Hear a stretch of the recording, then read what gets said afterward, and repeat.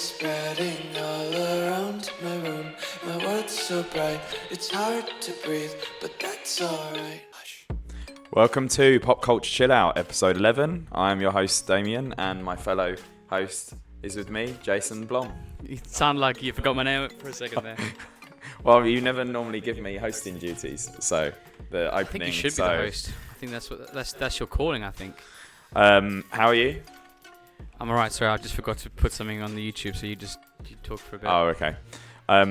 Jason is a very happy boy at the moment because his motherland won the World Cup last night. That's exactly what I was trying to put on.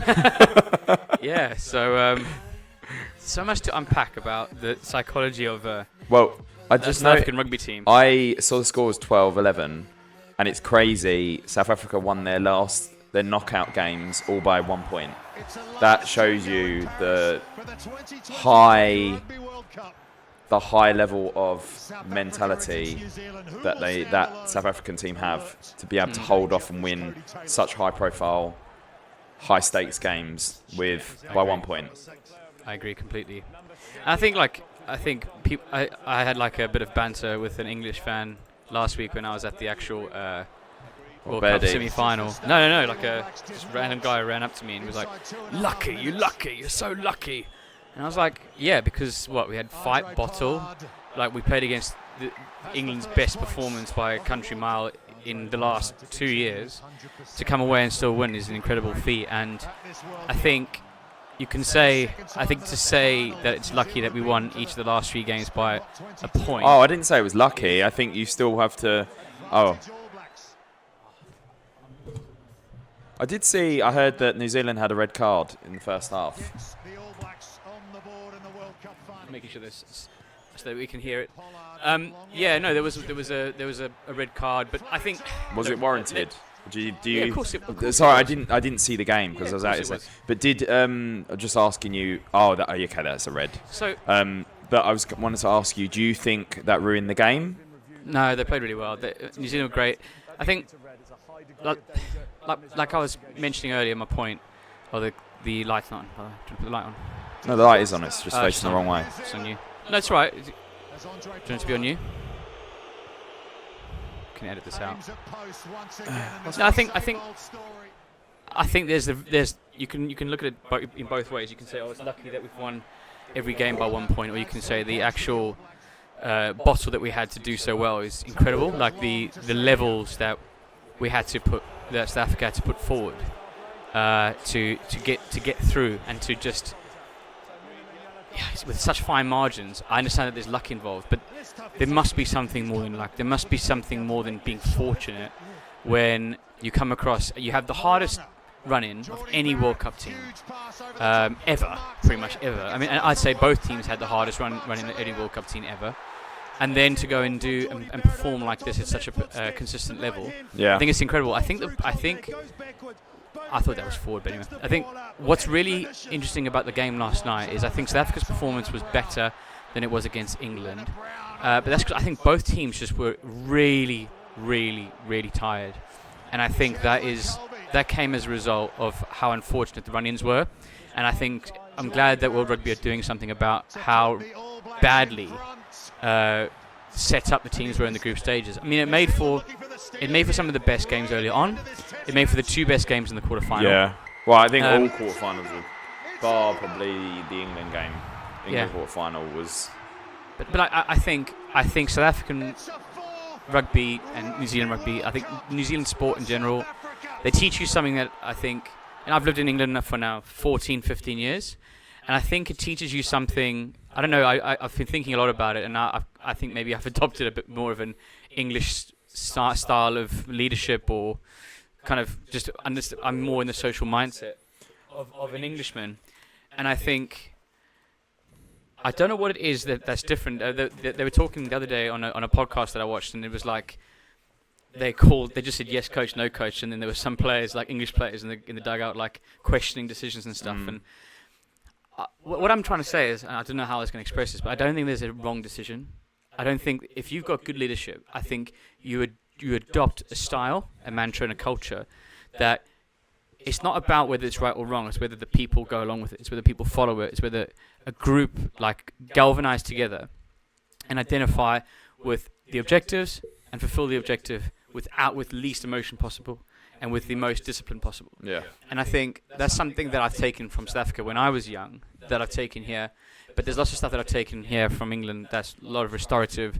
There's a lot of emphasis on coaching and development. And there's holistically, the English support system for development is really, really good. So it's just very interesting that you watch these two countries that obviously New Zealand are amazing because they have a small land mass, small population count, yet seem to do so well in sport. And you have South Africa, larger land mass, but we've obviously had our problems with race issues and segregation, all sorts of things. And Sia Khaleesi's, you've got to watch his speech afterwards. It's amazing how it just, at the end of the day, they seem to use sport to galvanize the country together. Because if one part of the country has got its shit together, it's actual sport. It's the sporting culture.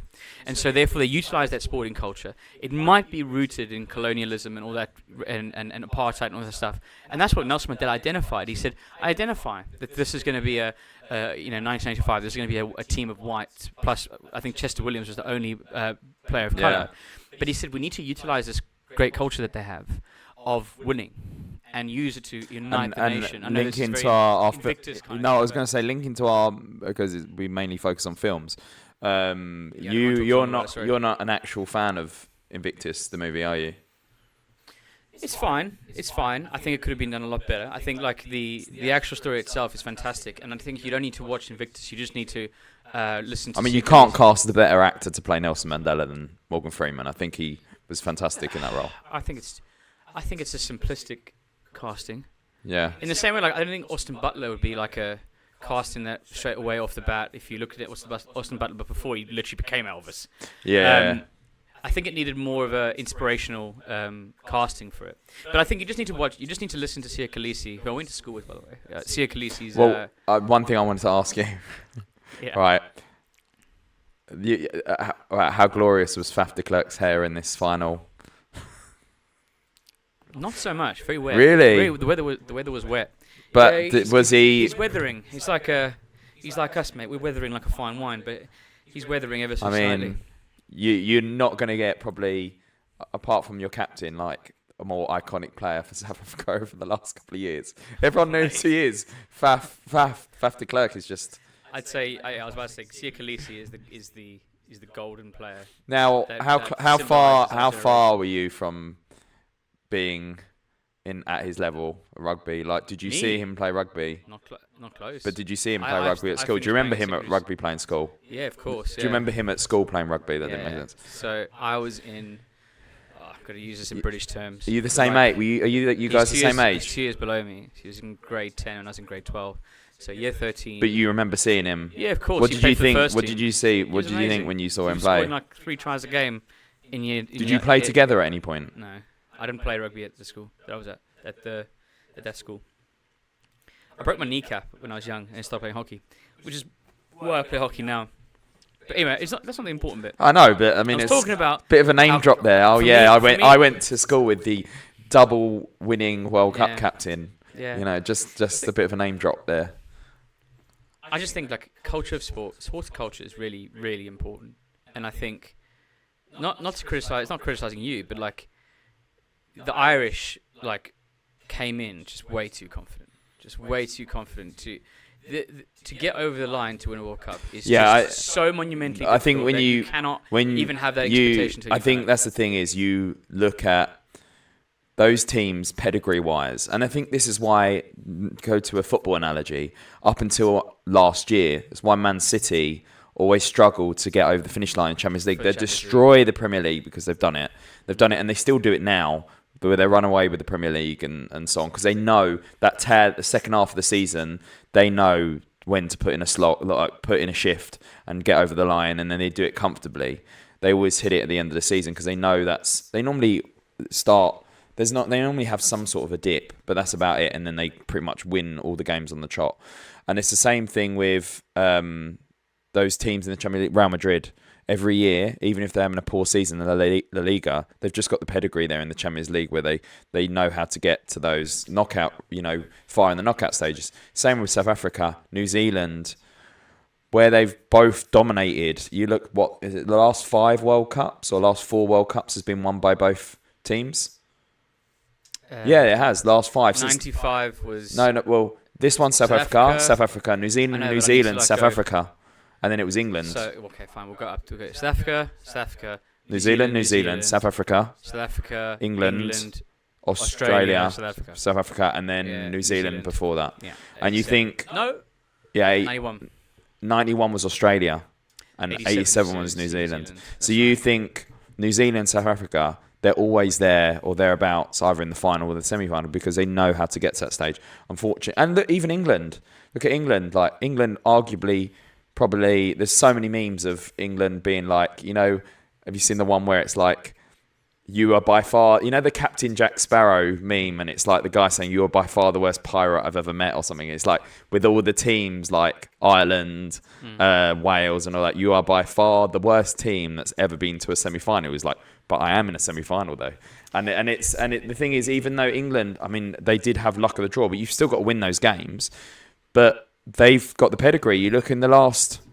Since 2003, I mean, they were in World Cup finals before, but since 2003, they've either been in a final or a semi-final. I think they got knocked out at the group stage at one point in 2011, yeah.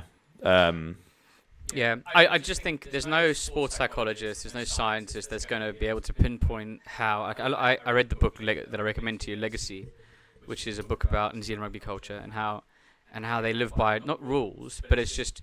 implementations that become culture. So like culture for me is like how it's just a mindset, right? Like everyone has the collective mindset. I have to say, you as a person, maybe it's the fact that you're from this culture in South Africa. You have got probably the most winning mentality of a person that I've met in terms of sport and in life. Thanks, mate. I think you've got such high motivation towards your goals. I think you're a very goal-orientated person, which and I think you do set a high level of standards for yourself that you strive to achieve, and like you do put your mind to it, and you don't do anything by halves. Whereas I just turn up and have a chat, but you do everything. If you're ever put your mind to something, you go full hog. On everything, and I think thanks. That's nice. And that's you as a person, and I think that could come down to the culture you were brought up in, and I think for me, my parents are Irish, and back home there's a very much it's ingrained in you to have a very high work ethic in terms of like if you're going to work, you work properly. You don't take sick days unless you are like dying on the bed and stuff like that. And I've grown up like that. Even if I was like had a meager pulse, mom would still send me into school, because that's the mentality that I've had. Like you put a shift in. If you can work, you do it. You can contribute to society and stuff like that. So I think for me, that's where I have that's ingrained into me. I think in my first 10 years of teaching, I never had a sick day. I think we're like, thank you. That's cool. Hopefully I'm speaking to the mic all right for you. Yeah, you are. The downsides are tremendous as well. Like I think I found myself a very complex person as anyone is, but I think there's no perfect person. There's no perfect kind of ideology. I think where I differ slightly from South African culture, from what I remember when I was younger, is that I think I'm a more emotional person than I need to be to instill in that culture. So like I think I'm quite English in that way. I think I'm quite an emotional person. I am very outcome orientated. You're a man of so I'm a bit two. confused. You're a man of two cultures. Well, I'm conflicted because I'm an emotional guy who understands how to do things structured. I like being autocratic. I do understand that. But I think as long as you try and as long as you're trying to learn throughout your process, throughout your life, you're trying to learn new things. I think where I got things wrong previously in my life is that I was so goal orientated that I would identify with my success or self-worth as a result of my outcomes. And I still to this day, man, I had something as pathetic as my girls' football team went to a tournament the other day, and like it's my girls under 11 football team. Like I care deeply for them because I spend time coaching them and they're great kids. But they basically group of 4 teams, right? The winning team goes through to semi-final. Yeah.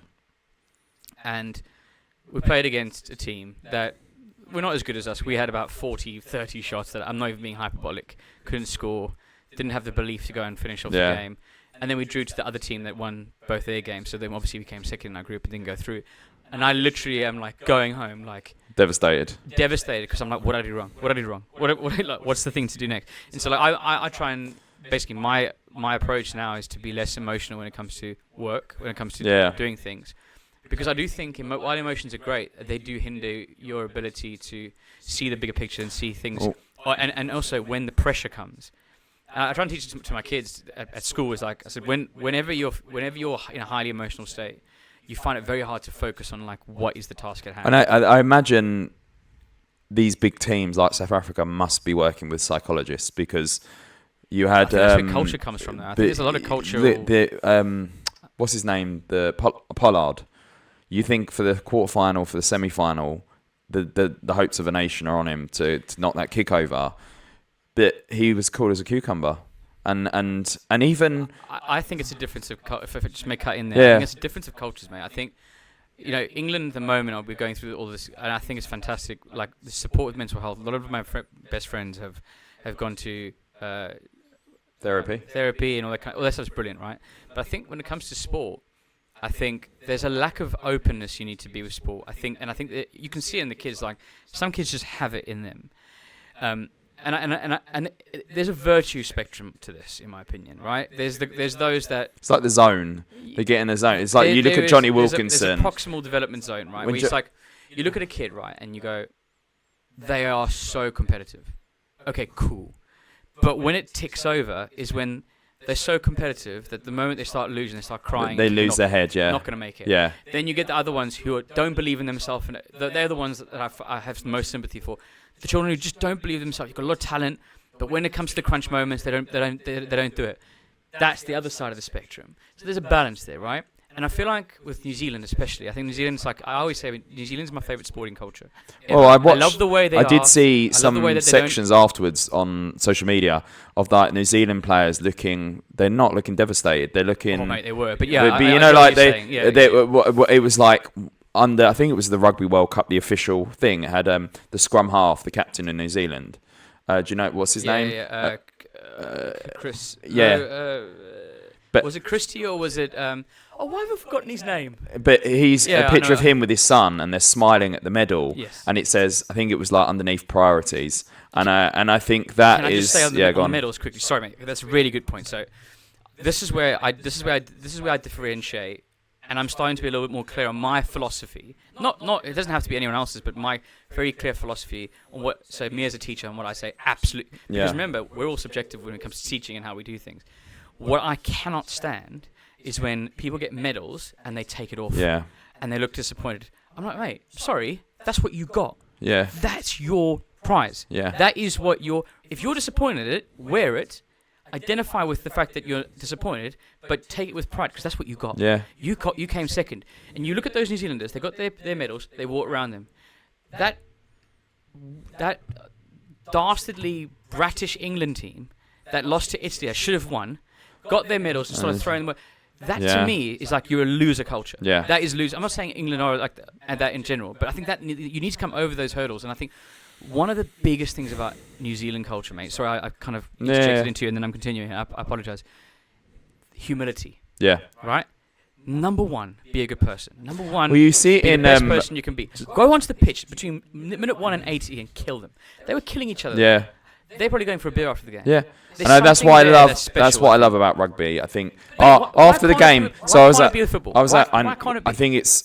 at a Halloween party last night, and then part of it, it was just the costume people and stuff. But in the other section of like the warehouse thing, the warehouse place where it was, the brewery was a section where it was like Halloween and World Cup final, and it was full of like New Zealanders and South African supporters. And then afterwards, they came into the dance floor and joined us. And they were all drinking together, having a laugh together. And then the people I was with, I was like, you would never, after a football final, have people all laughing and drinking together afterwards. You wouldn't be able to have these people next to each other. And I think that's the thing I do love. To be honest, it's most sports. The only sport is not like that is football. And we could go on a completely different tangent and talk about tribalism and all the things that are wrong with football in that sense. But I think rather than do that, we should go back and praise rugby for it's a gentleman's sport. When I coach football, I don't say I'm teaching the culture or trying to develop the culture that I am, along with Jack and the PE staff that I work with. We're not developing, this is a rugby culture we're developing. It's just the right culture. Yes, it's like sportsmanship. What's the right thing to do? And unfortunately, you go to grassroots football, and there's still people who are believing themselves to be like creating them like the England manager in themselves. Yeah, Which I know they're acting. Well, you watch the kids at school, but the kids also copy the Premier League players. I mean, unfortunately, it comes down to the one thing with football is it's probably the most accessible sport in the world because you could roll up your sock and we could go and play football here now. It doesn't cost a penny. You can do it with rocks, a stone, and the rules are pretty simple. You go forward, you kick the ball into a net. You got to get past someone. You can kick the ball or someone. With rugby, you need to be a little bit more intelligent. You need to know the rules. You need to understand that you pass backwards. Because even children, you try and teach children, 10, 11, who've never played it before, they can't get the concept of even passing it backwards. And whereas in football, it's a lot easier. Literally, someone who's never seen football before can go and play football to some extent. And I think that's the just by and I think right? You can put two jumpers and therefore this is why football, for American viewers out there, soccer, but this is why it's the most viewed sport in the world globally. And you've got to realise the children watch these footballers on TV. They might not be exposed to rugby as much because the viewership, and there are a lot of rugby clubs that are dying. You've seen Wasps and I can't remember the other one that went down. I can't remember the other club that went bust. But you see these clubs, and you not to mention those big clubs, but just like the actual clubs, just like your local club, they're struggling to. And with football, you just see these players roll around on the floor, try and win penalties. It's pretty hard. It is, but it's different to getting. Look at rugby when you get walloped. The players in rugby get smashed, then they get straight back up. Yeah. So I mean, I'd rather take a kick in the shins than have an 18-stone man run at me and smash me in the side. I don't mind that to an extent because that to me, like for football, you get reward for. You get rewarded in the game for doing that, and as you know, with South Africa, we've looked at every. Jay, but what I'm saying though is it's coming down to the level of respect. Look at the respect the players have for the referee and for each other. Mm-hmm. There is a bit, handbags and fisticuffs. It's much better in the Premier League now. That's great. I think that's really good that they've introduced the other. It's that level of respect and so on. So how going back to the final yesterday? Talk me through your emotions. How were you feeling throughout? So was it easier than? Did you feel a lot calmer than the semi? Miserable, mate. Absolutely miserable. The last few games have been almost like watching the worst horror film of all time. It's been absolutely misery-inducing. But now, after going through, what story to win each game by 1 point and going back? That's why you celebrate. Like I was with friends. There's about 9 of us, and no one really was interested in rugby apart from me. And I'm standing up going absolutely mint. I was quiet throughout the game because it was a very tense, tight game, and I thought that South Africa didn't really take advantage. Yeah, I've noticed that in these games there's always like 10-minute phases of dominance either side, and that's because everyone's human, and it's just amazing how we have these like the pinnacles, in my opinion, of athleticism and sporting ability. But there's always 10 minutes where there's a mistake made, where there's something that happens, a mistake, and it's of course there's fatigue and also. But what I'm saying is that the reason why I think it's deserved South Africa is that no matter what, they found a way to win, even if it was by 1 point. It was just incredible. And even the last watching, I was just seeing the highlights there. Even the last 10 minutes, they kept that 1 point lead, even though New Zealand were on them. So I think we should have been far more ahead in the first half. I think everyone around us was going. I thought we completely dominated the first half and the game, and it was weird. It was a bit like watching that Liverpool Spurs game. That once the red card went in, like New Zealand kind of nullified. They nullified our attack because they'd worked so much. They knew that they had to work so much harder. There's something psychological in there. But we started getting some yellow cards as well at difficult times. They scored a try. Do you think the referee tried to time. overcompensate for the red? No, I don't think so. They were all deserved. I think he had a fantastic game. And I think the win was I think no one's gonna complain about the win. I think the win was really well. Where does it rank? Where does it rank in the all-time finals? I mean, I still think. I love the England. No, I was going to say. The game where we battered you in the final was absolutely fantastic. I do think probably I'm not. I support Ireland when it comes to rugby, but I still think that last gasp Johnny Wilkinson drop kick probably is the greatest. 2003. I'd say that's probably got to be the great. Well. I think that's probably got to be the greatest moment of a Rugby World Cup. I think Jacques Nienaber. I forgot his name now. Anyway, the South African coach said it like World Cup finals don't have to be these great spectacles of quality. I think it has to be a battle. But I think also we were very lucky because we had the spectacles in the quarterfinals, and also I think. Yeah. It's just a shame. I think what they do need to look at is for the next World Cup when they're doing the draw. I do think they need to think about the positioning of. I don't think they can do what they had this year, where they had 3 fantastic teams, and then really because you imagine the semi-finals would have been much more interesting if you hadn't lost those top teams like France and Ireland. Okay. If you had a France, Ireland, South Africa, New Zealand semi-finals. I don't believe the result would be any different. No. But I think it just adds. Yeah, I agree. Hopefully, Ireland next time in 4 years' time will be here and they'll manage to get past the quarter-final stage. But I think, and again, I think it's a European thing. Just take away the expectation, like the crap, like stop, like. Oh, the talking is nonsense. Jason, that is a European thing. It is. Look at any World Cup or European Cup. Yeah. The hype train, and that's what I was trying to say before. Like in the English press, for England go anywhere. It's like that European final, where they lost to Italy. The press were writing as if it was ordained in the stars that England were going to win. Harry Kane was going to. It's just unbearable. There's just differences. Like sorry, I don't mean to talk on about this, but it's a really interesting conversation. I might put this at the end, but I think what's very for example, to drop LeBoc, who's played every single game, and drop Ryan Ark, who's played most of the games, for a completely new fly-off and a new scrum-off, because you as a coach go, that's what I believe is the right thing to do. To go and Did win Pollard start? Yeah. Yeah. What was the difference in there? He was absolutely phenomenal. Yeah. We said this in the first podcast that we had. I said I was worried about LeBoc. You know, you look at the Champions League final when we played Kane. Didn't he come back from injury? Easy decisions. Yeah. Right? You know, I'm not a fan of Gareth Southgate. I don't think that the FA can look at Gareth Southgate and go, that's the bloke that's going to do it. It's not going to be him. It's going to be the players, because England have, because of the English Premier League's power and monopoly, obviously they're all kicking off and getting scared now because another country has money, which is why they're trying to completely pull their Saudi Arabians' pants down, figuratively, of course.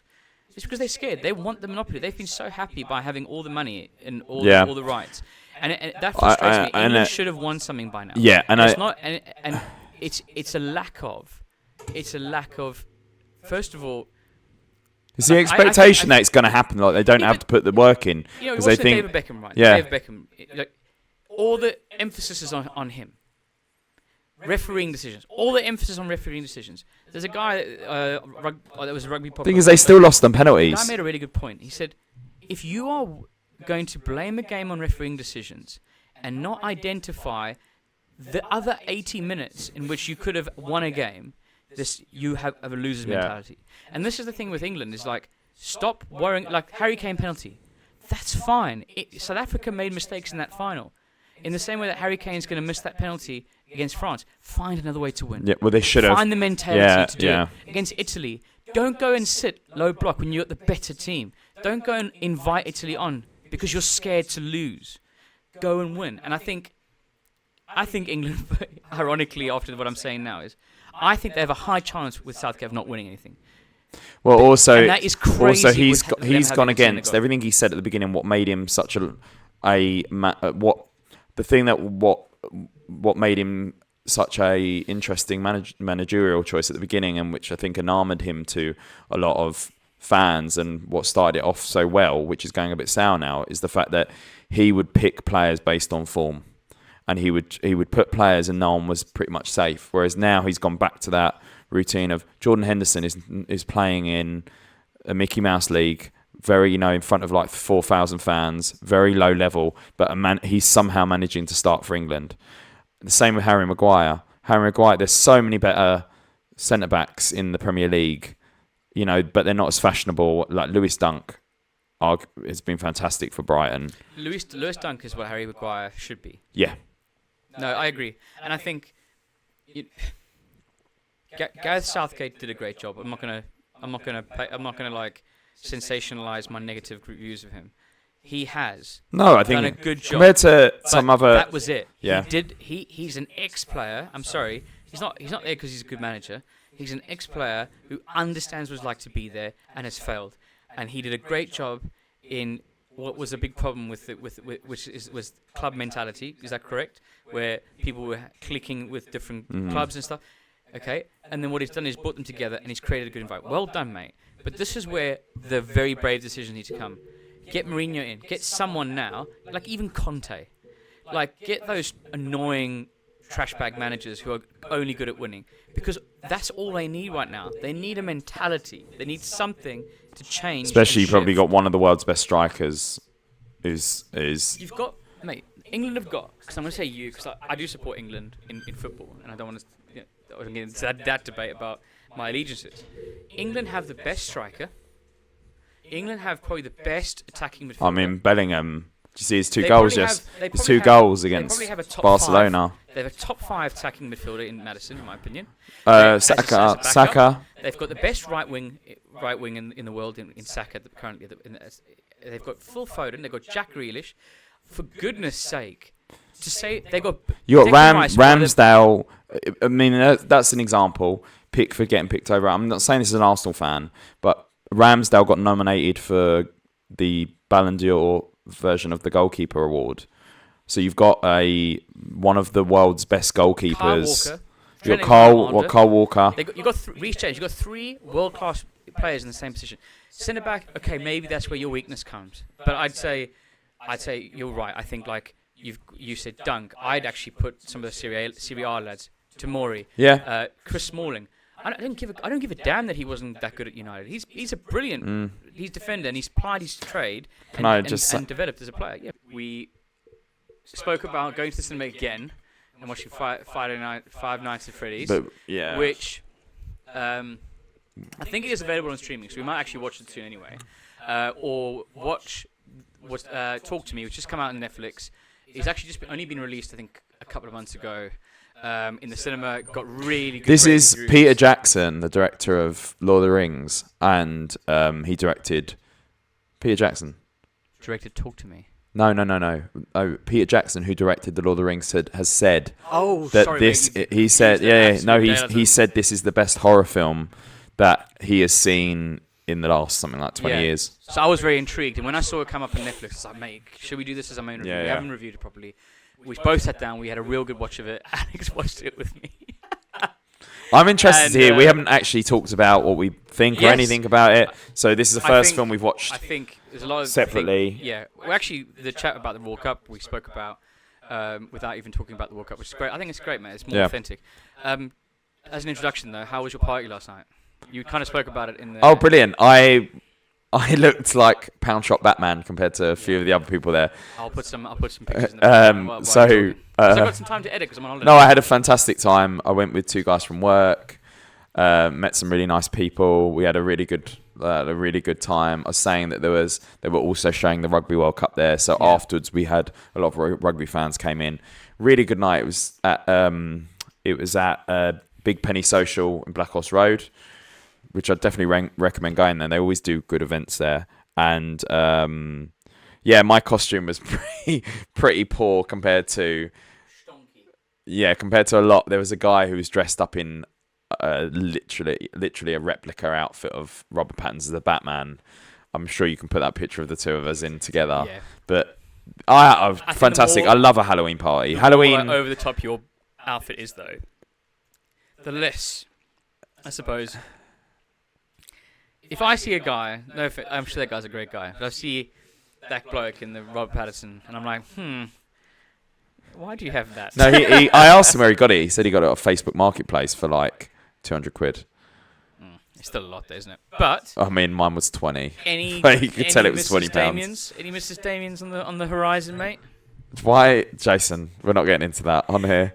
So long as you continue to annoy me on the podcast, I'm gonna do the exact same thing. All right, okay. Damien is just a charming bloke, isn't he? It's the Tash. He won't tell me about it. It's the Tell me about it. It's the Tash, Jason.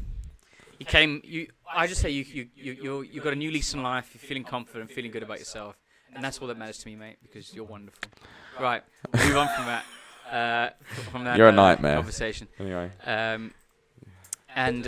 Should we start with the top? Are we going to the review of the top 5? I think let's start with the top 5 because I'm interested to see your top 5. We haven't discussed what our top 5s are. So the rules are, if we like this, we'll do this as a segment. Yours one should be first, shouldn't they? Yeah, the rules is that, so we'll have honourable mentions that we can talk briefly about for maybe a maximum of 3 to 5 minutes. Yeah. We can interject with each other at all times, particularly if we haven't watched the film ourselves. It is still a discussion, so that's our... There is one film on your honourables mention I have to ask. Mm-hmm. Well, two of them. Let me get into them. So I'm going to do my honourable mentions first, then Damien. It is the top 5, because we actually haven't mentioned it, top 5 not Halloween films. Horror films. I'm a big fan of horror, but I'm the kind of fan of horror that I either hate the film or I love the film. It's like there's no in between for me. And there were so many, like, my top 5, I don't know about you, mate, was a nightmare. So many of these honourable mentions on a different day could be in my top 5. So I love these films. Right, these could easily get out in my top 5. Now, before you start, I have to ask, just to clarify, The Wicker Man, please say it's the original one. The absolute original one. Oh, okay. It's incredible. So, starts off with, to be fair, I think all of these could be in my top 5 at some point in my life. And also Texas Chainsaw Massacre, is that the original? Of course, sorry, yeah. So let me make the original Texas Chainsaw Massacre, which to me, I think these horror remakes, they completely, like you said about Halloween, they completely ruin what actually was the quality of the first films in terms of what they were trying to do with the film. It's not about the horror and violence. It's all about the suspense of it, right? And I think it's just an outstanding film, probably one of the best end scenes of all time. Let the Right One In is... It's when she's on the truck, covered in blood, driving away. Exactly. Yeah. And he's got the chainsaw. Let the Right One In is a Swedish film, I'm not so sure, but not the American remake, which is also really good, which is called Let Me In. Is the best vampire film I've ever watched. It's amazing. It's a great film about friendship and bonding, and there's a lot of themes within it, which I really, really enjoyed. Is it a scary film, though? Yeah. I think it's quite. Do you know an honourable? Talking vampires film. I didn't put this on my honourable mentions. I just want to ask you because I actually think it's a really good film, and it's just come to me now. You're talking about vampires. 40 Days and 40 Nights. Yeah, not. Is that no? It's not 40 Days and 40 Nights. That's Josh Hartnett's. 28 days. 48 days a night. Okay. Is that it? Is that what it's called? You're talking about the Josh Hartnett one. Yeah. Yeah. It doesn't get close to my top 5. No. I just think it's a good. Yeah. Good Actually, 28 Days Later just didn't make my honourable mentions. This is how high I love. I know people will have different opinions, but I love these films.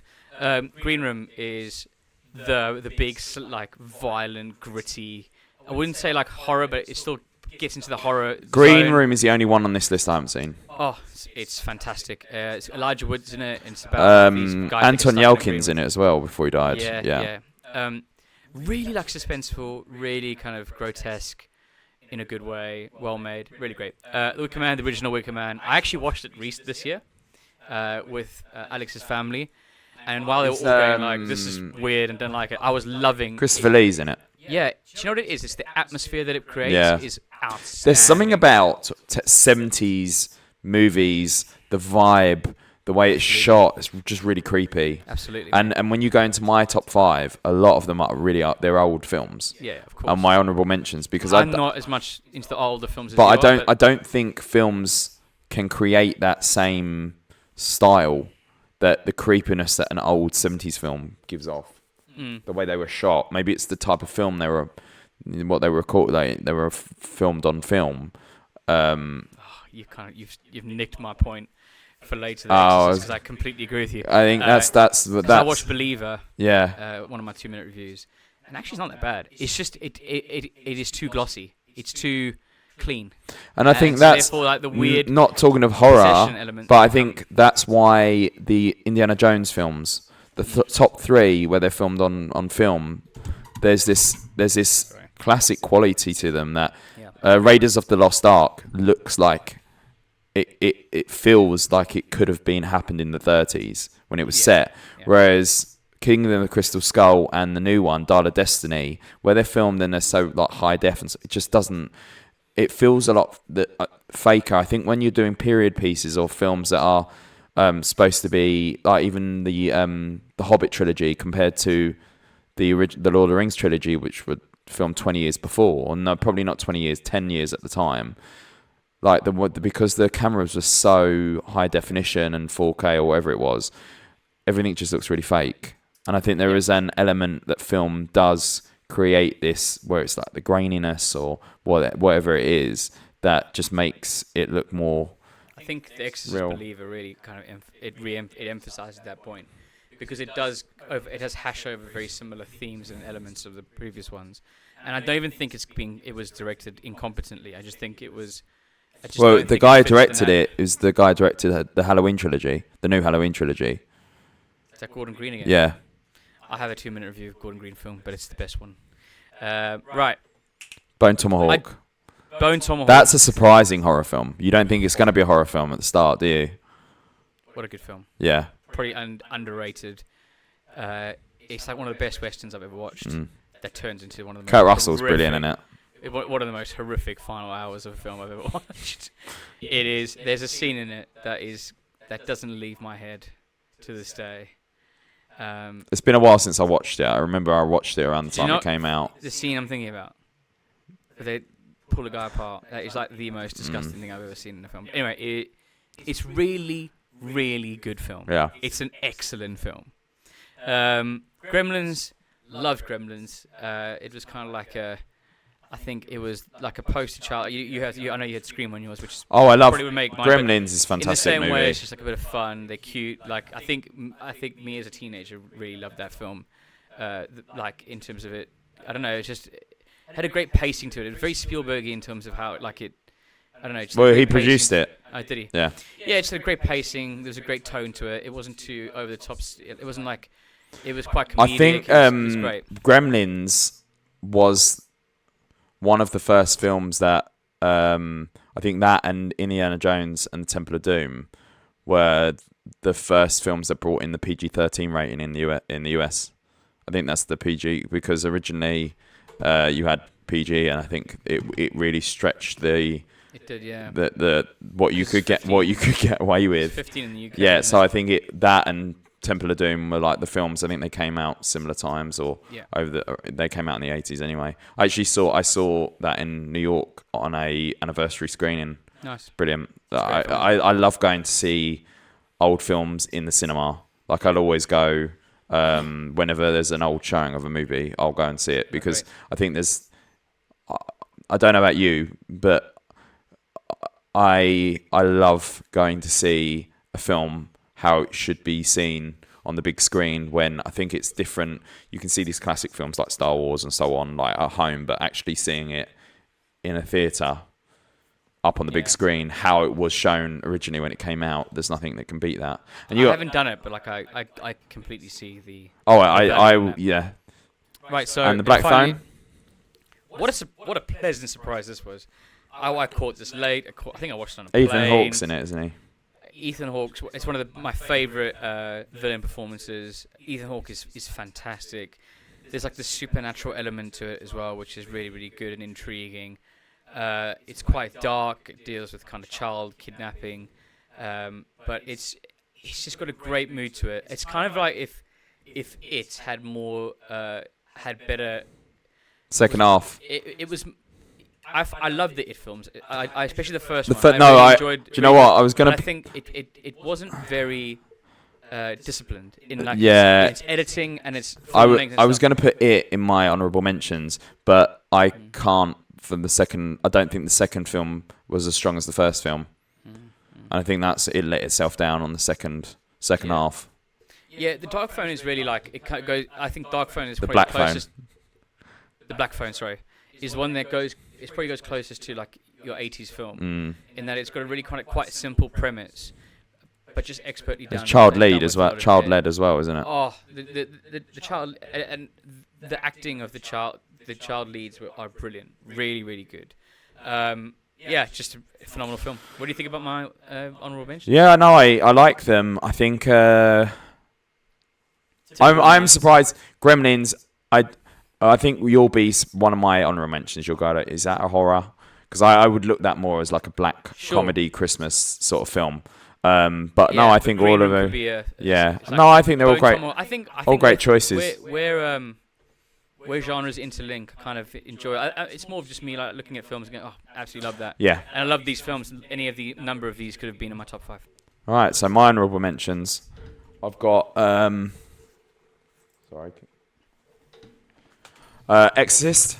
We mentioned The Exorcist. I think it's a fantastic movie. Like I said, well, you were going to mention later that I stole your thunder with the way it was shot. No, sorry, you didn't steal my thunder, but it was just. It was something I was thinking about when I was watching. There's just something about those. If you look at a lot of these films, they're all pretty much 80s or 70s movies. The Universal Monster classics. Oh, sorry, I'm going ahead. So Exorcist, I think, is brilliant in terms of building suspense, and it's just a really creepy movie, and the way it escalates with her as it goes on. I think it was banned in the UK for years, like because of. I remember it being released. It was re-released in 2000, right? Yeah, something like that. And I remember it so vividly because I was quite interested in watching like scary films that had high age restrictions, but I never had the bottle to do it. I remember going to the cinema and like The Exorcist, like the front cover is there, and then it had this like huge warning, and I just couldn't stop thinking about what on earth could possibly be. Yeah, in this film. I don't think it was as bad as like it needed to be banned, but. No, I think it plays into. It's like I'm going to talk about the Blair's probably a bit later, but like plays into the how.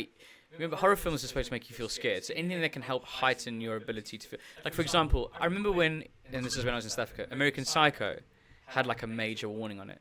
But actually, American Psycho doesn't really have that much in it. That it's not really about the killings. It's more about the characters itself. And so I think they just. I think.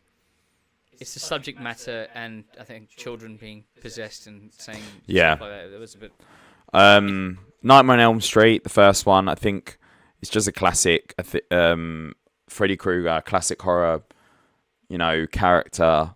I think it is a bit dated now, but I think the concept of someone being able to kill you in your dreams, I really like the idea of that, and I think it's just a fantastic 80s movie. You've got the Universal Monster Classics. I have the box set at home of the 1930s. I think Dracula was 1931, or Frankenstein. And you have Dracula, Frankenstein, the Wolfman, the Mummy. They are very dated. They're only about 40 minutes long. They're not very long, but I think they're just such iconic takes on those characters. And immediately, if you think of Dracula, you think of Bela Lugosi's Dracula with the black suit, the gold and red gold medallion, slicked back black hair, white, very pale. Same with Frankenstein's monster. You think of the iconic Basil Karloff interpretation of Frankenstein, and I just think they're not necessarily scary films, but in terms of like horror and Halloween, I think they're probably the most iconic versions of monsters that you can get. Is it scarier than Hotel Transylvania? Yes. Well, I don't know. It is very. They're much more like stage plays. If you watch, have you seen any of them? They're I'm quite keen to see the Nosferatu one because that's like very. Well, yeah, Nosferatu, the original that came out before Dracula. That was made. Basically, was Yeah. Well, they didn't have the rights to it, so they had to. It's Count Olaf or Olaf or something. I saw the scene. So, An American Werewolf in London is such a good creature horror movie. The opening scene, I think it sets the opening where they're like it's all foggy and the pub and everything. I think that's such a good setting and it does such a great job of setting the tone for the film, and I just love it. I think it's such a good film where how he transitions into the werewolf, how he sees his friend, and every time he sees his friend is more he's decomposing every time he sees him, and I just think it's a fantastic horror film. I was going to put The Fly in. Which one? I forgot to put The Fly in. The Jeff Goldblum. Yeah, love that one. Just got me thinking. Actually, that was on my list. You got John Carpenter's The Thing. Yeah. Great, another great horror movie, and I think body horror. Body horror. But I think the ending leaves you on a note where you've got the two guys who are in the cold and left on a cliffhanger because neither of them know whether either of them are the thing. And I think that's great for, I love a film where it leaves you thinking at the end psychologically. Yeah. It's very open-ended. The Lost Boys is Joel Schumacher directed that, and he's the guy who directed Batman and Robin. And he directed, it's a really just... Harry Potter one and... No, that's Christopher Columbus. I always think... Did you not do one of them? No. Joel Schumacher didn't know. He did Phone Booth with Colin Farrell. What an interesting collection of films he's got. He did The Lost Boys with Kiefer Sutherland as a vampire. It's just a very cool vampire movie. It's got Bill from Bill and Ted in it as well. And Jaws was actually going to be in my top 5. I think a lot of people don't realise it is a horror film. It's a monster movie, essentially. I think it's probably one of the best films of all time. Jaws. I've watched Jaws over and over again, and why I put Jaws in as a horror movie for me, psychologically, it still affects me to this day. I don't really want to go that far into the ocean because of Jaws. Every time I go further into the water, I hear dum dum dum dum. So simplistic, that score. He took that.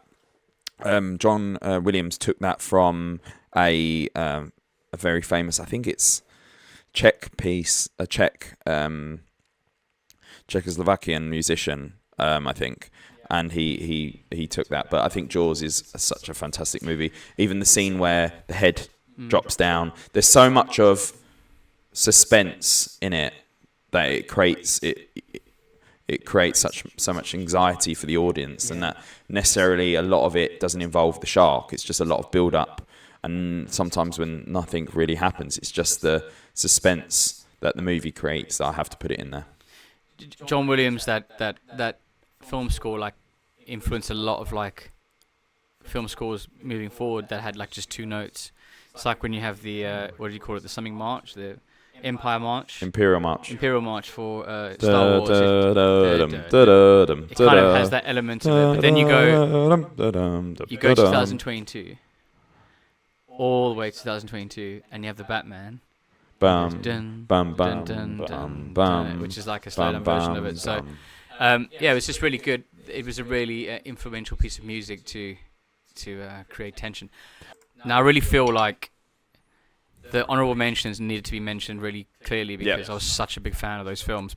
But I felt at this point in my life that this should be my top 5. Damien, I don't disappoint.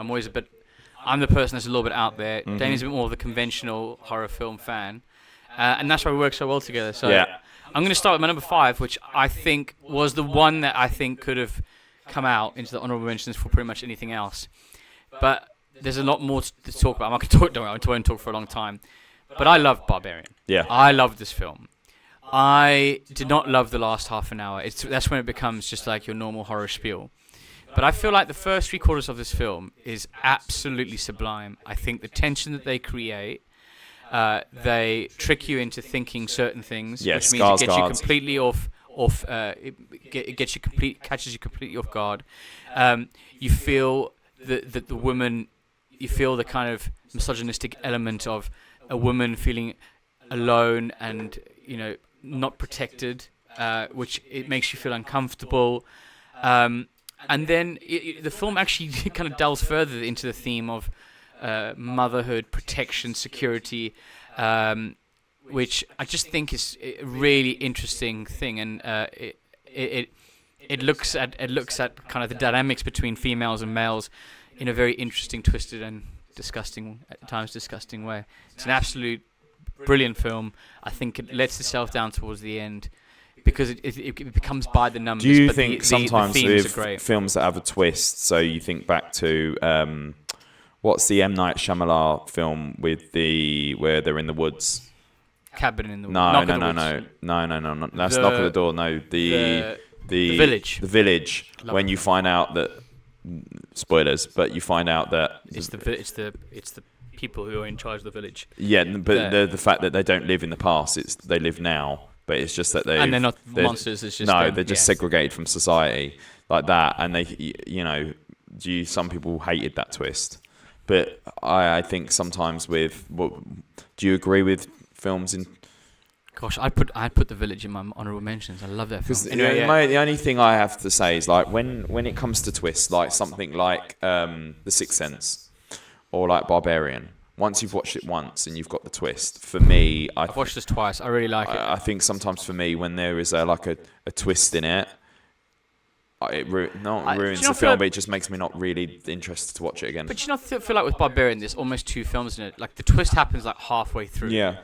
And so the first thing you're looking at is you're following the protagonist the whole way through, but you're following the protagonist in different ways. You're following this. The protagonist is seen always as this kind of either this something to be attacked or something to be protected. And I thought that was really interesting. In the first half, it's like, who's going to attack this girl? Because you get that kind of horror mind. Is this man, is Bill Skarsgård's character going to be this like weird, like rapist or something? Like it gets into those kind of territories. And actually, he's actually alright. He's not a bad person.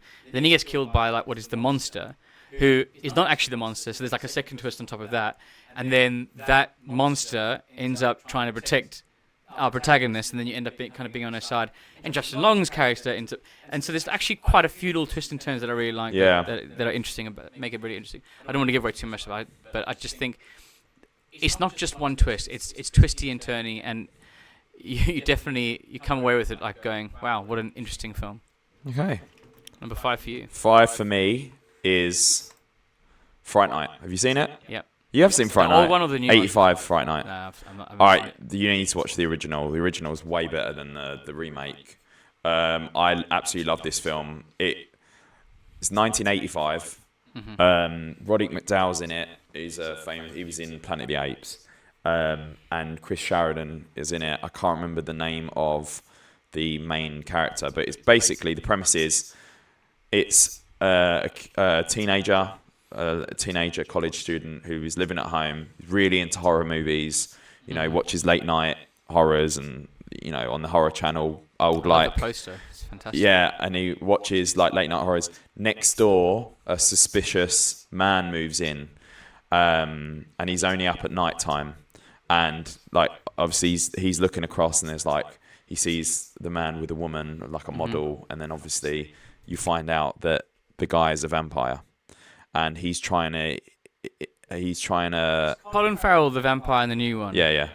I have seen. So I've it's seen that basically, if you've seen the original, you've seen the remake, it's essentially that film. But I think it's just done a lot better.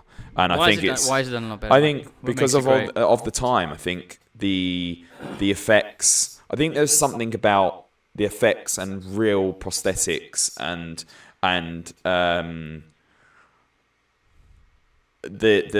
I think filmmakers had to be more creative with how they made films back then because they didn't have as many options such as CGI. So I think elements such as characters hiding in the darkness or the less you see, creative. Yeah, the less you see, the better. Scares, yeah. I think that is used more in this, whereas the new one focused more heavily on, you had a lot more CGI and action and things like that. And character acting as well. This doesn't do that as much. It's McLovin in it. So McLovin was in it, wasn't it? McLovin was in the new one, yeah. Yeah. He played Eddie, who's the mate, the vampire friend. So cool. I would recommend Jason watch this. It's brilliant. It's an 85 movie. I think it is a great vampire movie. And it's just a great horror Halloween movie to watch. So it's one of my favourites. Yeah. Numero 4, Blair Witch Project. Why have you got half my body? It's got half my body under your body. Where? On the screen, on this screen. Look. Oh, well, you can't see it. It's weird because you can't see it on this. Yeah. Absolutely brilliant in terms of its execution of something that's very simple. It was quite revolutionary for its time. It had a lot of copycats like Paranormal Activity. Yeah, I think this is the one to watch. I think it goes again with like the grain and stuff, and I think it does scares in a very. It's a very clever movie. Yeah, it's a lot better than how simplistic it like leans itself into being, and there's a lot more to it. I think it's fantastic. I love the ending. I love the It's- ending. I love because it has a payoff where you're told about the witch's story and how the witch would put the child in the corner before she was going to kill the other one, and then it ends. I mean, you must have seen this film. Whoever's watching this, by the time you've seen this. Yeah. But when the way the film Don't ends, give away too much, No, though. but the way the film ends, you're like, oh, you know what's going to happen. Yeah, I think it's more about like what. It's very good at making you feel like you're one of the characters, and I don't know if that's because this kind of started the whole found footage thing, which has now become a little bit more mundane as a concept. But I really loved it. It's great. I don't want to talk too much about it, but just really recommend it if you haven't seen it. The original found footage film, and it's terrifying. It's a scary film. I don't think, personally, after what I found it really scary as a kid. I remember watching it, because I think, what year did it come out? 99 or something? 99, yeah. Yeah, 99, I remember being 10 and watching it in Ireland with my cousins, because my cousins were a little bit older. So when my mum and that went out... Do you remember when they made off that it was real, didn't they? Yeah, there was a website and everything. Yeah. Because back then you didn't really have the internet in terms of like to... Telling you about fake news. Yeah. Is that supposed to be black on this screen? Yeah, I don't know what's going on with that screen. It's struggling a bit. Okay. Alien, fantastic horror movie. It's essentially a haunted house movie in space. Alien and Aliens are completely two different films in terms of Aliens the my mind's gone blank. James Cameron directed the sequel. He directed Aliens. Ridley Scott directed this movie. I think this is another great iconic horror film with the chest bursting scene, the creature hiding in the shadows, picking them off one by one. Ridley Scott, Sigourney Weaver's character is such an iconic character for sci-fi and for horror, I think. This terrified me when I was younger. I saw a lot of films that I probably shouldn't have seen when I was younger. But Clearly. Yeah, but this is such a brilliant horror movie. A lot of people would categorize it as a sci-fi, but it is a horror film. Many people think that Aliens is better than Alien. I think would you argue no, that I think they're Alien's both brilliant films. They're just completely different films. This is a haunted house film where you've got the one creature and it's picking them off one by one. And the whole tagline is "No one can hear you scream." In space, no one can hear you scream, which I love that. And I think Aliens is more of an action movie in the vein of Terminator, where it's them Marines up against an army of aliens. Is it similar to how like Terminator 1 and Terminator 2 are different? Yeah. Like, I actually prefer Terminator 1 quite a lot more than Terminator 2. I just love the first one so much. I think it's a brilliant film. Well, the first one is you could say it's a horror. It's the monster chasing them down. Whereas, I mean, you've got that in the sequel, but... Maybe, I actually haven't seen these two. You haven't seen Alien? No. You have to see no more spoilers. Alien you need to watch. Alien is I iconic. will. And I think it's definitely one of those films you need to see before you die. Cool. Number 3. I've got Saw, the first one. I think that the franchise has been ruined by the subsequent films. I think when I first watched this film, I was not that into horror. I hadn't seen many horror films. Like a lot of the horror films that I've been speaking about that are earlier than this, I probably watched after Saw. It was when you're getting like loads of films for your computer. And the hard drives are going around. Yeah. And Saw was one of them, and I was completely enraptured in the film from start to finish. I don't think it's the grotesque kind of gore fest that the other films became. I actually was trying to encourage some of my other friends to watch it. They're like, no, because it's got loads of this and that. It's like, no, the actual original. Well, the first one is about the concept of chopping his own foot off. That's the whole. It's the decision more than the actual grossness of it, isn't it? Yeah, I mean, and you're talking about like twist at the end is fantastic. But it's more of a psychological movie than any of the others because it's more about.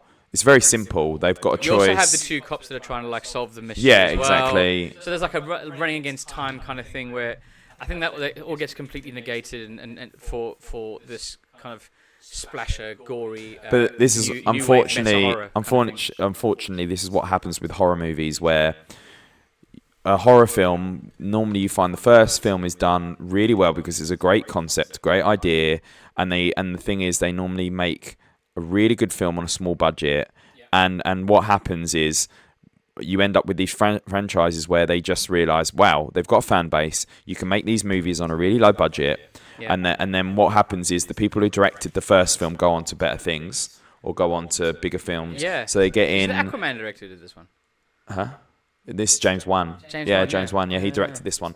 And then what happens? My favorite James Wan. What ends up happening is you end up getting a lower caliber of actors, directors in. You end up making it on a cheaper budget, and the thing is, they still make a decent amount of money. So they go, okay, we'll make another one, and they just churn out the sequels, no matter what score is. And that's why you normally find with these horror films, the quality, the critical reception. Drops off, and you normally look at the first film. The first films of these franchises are normally, very high 5-star, 4-star, 90% region, and then automatically by the time you hit the third film, they're like 10%, 0%. Yeah, and you probably ruined for it like now because when you first see Jigsaw like cycling in, it's such a phenomenally classic scene, and now it's like everywhere. It's like. Well, it becomes parody, doesn't it? Yeah. And parodied same thing with Nightmare on Elm Street. Same thing with Halloween. And what I do like with is you give it time, and eventually. But I think Saw's not given that kind of pedigree that like Nightmare on Elm Street, like those classic Halloween films done. When actually, it really should, even though it's like an early 2000s film. It's a fantastic movie. Like in its own right, it was a brilliant film. I found at least. Okay, my third is The Shining.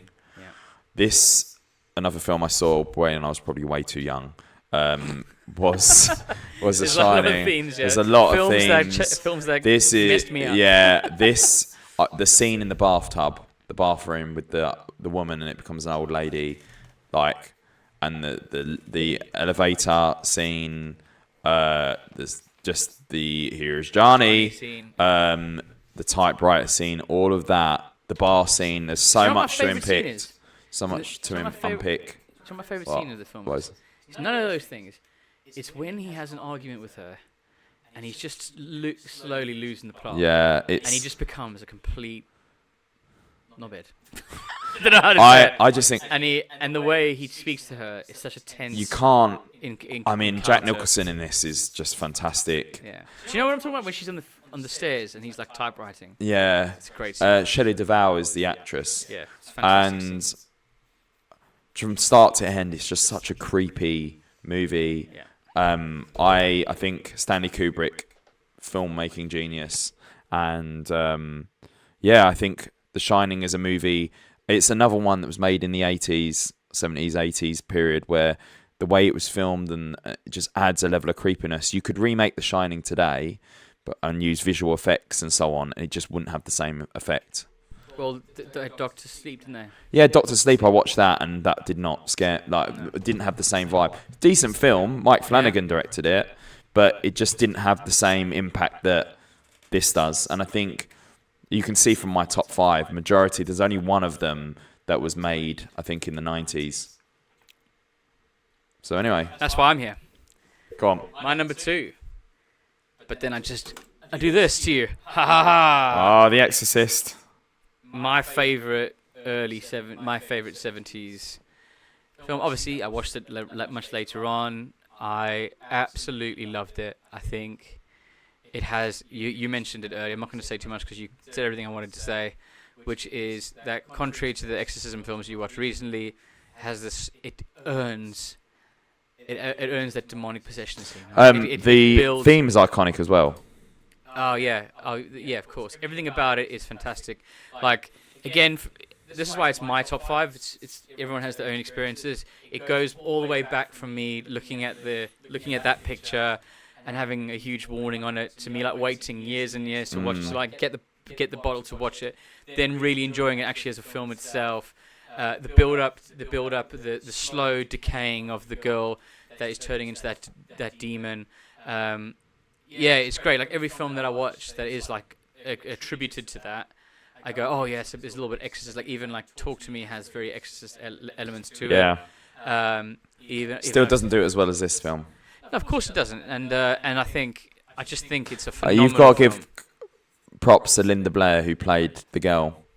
Yeah. Are you impressed with how I know all the names? Mate, that's why you're here. That's why not just a pretty face. I have to say, I am pretty useless at most things, but films I can remember actors.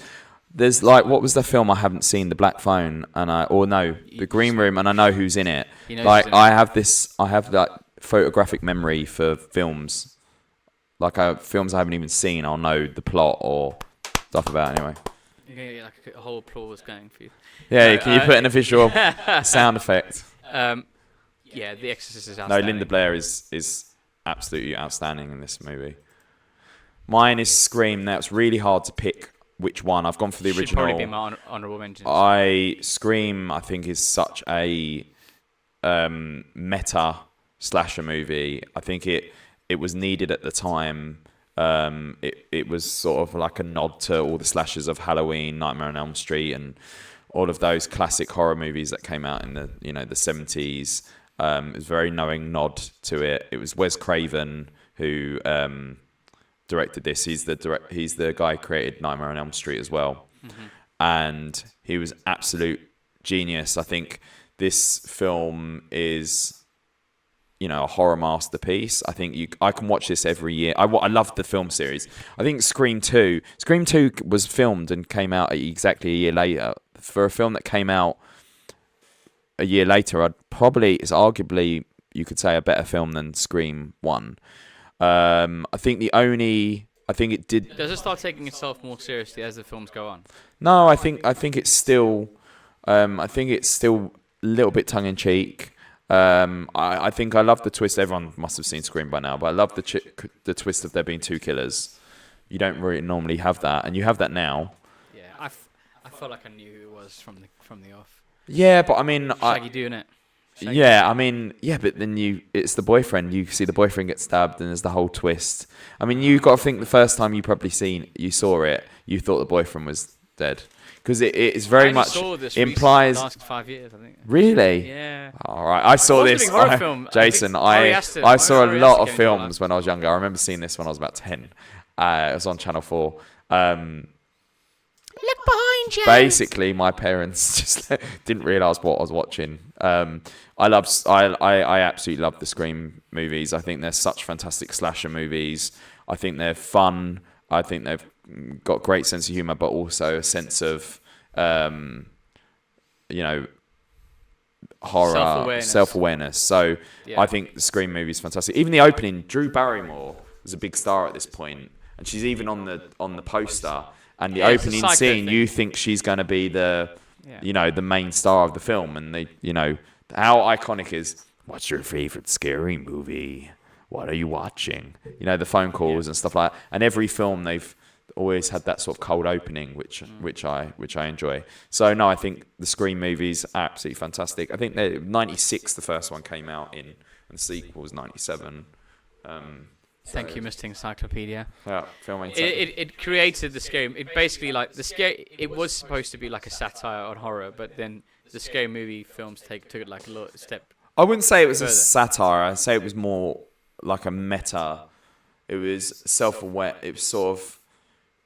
Okay. You had the guy Randy in it, who was who'd be us essentially, the film buff, who's like saying you're in a slasher movie. The three things you can only survive if you're a virgin. That's like you can. Definition but I don't. Maybe I'm thinking more of Scary Movie is more of a spoof. Maybe this is more satirical, but I wouldn't say it goes as far as it's not a spoof because it is a slasher. I think satire is fantastic. Like I'd just like to say, actually, a lot of films recently are satirical. I think I was more maybe self-aware, but yeah, no, I think the Scream movies are fantastic. Yeah. So even though I've put Scream as my number 2.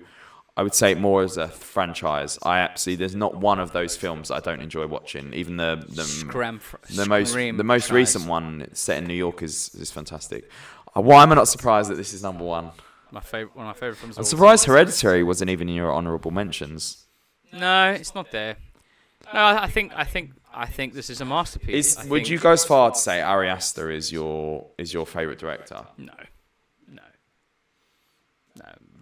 He's in your Nolan. top five. He's in your top five. Nolan, Vaughan, Scorsese, Tarantino, Aster. So he's in your top five. If I don't think I like Ritchie. What else I like? Mate, I have to say, older Pato. You fanboy so much over Ari Aster that I don't think you realise how much of a fan you are. No, I do. I love him. Yeah. I think he's fantastic. But go on, and anyway, Midsummer. I think it is. I think it's a film that I watched for the first time. I watched it being disturbed by it. I then watched it for the second time for the quality of acting. I then watched it again for its themes. I then watched it when I was in a breakup, which it completely absolutely thematically nails how awful a bad breakup can be. That's what it's essentially about, isn't it? Yeah. Ari Aster said it himself. For me, it's really uncomfortable view. Its characters are not portrayed in a way that you usually see in films. I have to say, kind. Jason, I should have put this in honourable mention. It's not a classic horror film for me, but I watch this film and it makes me so uncomfortable to watch. And I think that's probably part of what a horror film is. And the fact that also it's done during the daytime. The whole film takes place in the day, and that adds another layer of creepy. The fact that it's a film that takes place during the day adds another level of just creepiness to it. Yeah, there's an ambiguity to the characters and how good we spoke about Killers of the Flower Moon, how good or bad the characters are. It just keeps you on your toes. You're thinking about what's going on all the time, and then you've got this cult element in the background with this extreme violence, but also they're ironically loving and caring, and no matter what kind of situation or what kind of it is a love letter to kind of why people go into cults, is because they need a place to feel loved and cared for, and that's where she found it. That scene where she's crying. I think one of the things, Jason, is you're a fan of Florence Pugh. You have a little crush there. Yeah, of course. Florence Pugh's great. I think Florence, if you're watching this, I'm in a relationship. Sorry, my dad. You're on Jason's list of people he could meet. Sorry, girl. Not Sorry, me, Florence, you've me. missed the boat. I'm taken. I'm not. What a great film. Just brilliant. I'd say Ari Aster's great. Hereditary was a good horror film, but it doesn't even make my honorable mentions. I'd say Beau's Afraid is not a horror film, but it's going to be in my top 10 films this year. Just big Ari Aster fan. I think I like it when a director tries something different and tries to be a bit more, just tries to do his own thing. I think it's great. I think there's not going to be a surprise for my top one. Yeah, you spoke about this Halloween. the last podcast. Yeah. Look, just insert what you said in the last podcast into here. Masterpiece, horror masterpiece. I think it's a masterpiece in creating suspense. I think it's probably the father of the slasher movie. I think the fact that there's no motivation behind why he's killing people is even creepier, because he's just doing it for the sake of doing it.